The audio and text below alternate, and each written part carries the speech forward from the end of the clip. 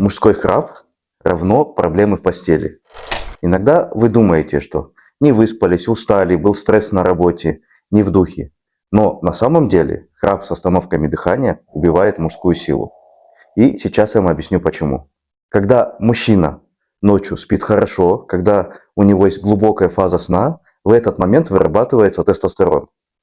Однако, когда есть храп, когда есть остановки дыхания, нету глубокой фазы сна, соответственно, уровень тестостерона значительно снижается. Кроме того, мужчина не высыпается, и у него постоянно сонливость, ему кроме сна ничего не охота делать. Обследование храпа – это первый шаг, чтобы вернуть контроль над своим здоровьем и качеством жизни.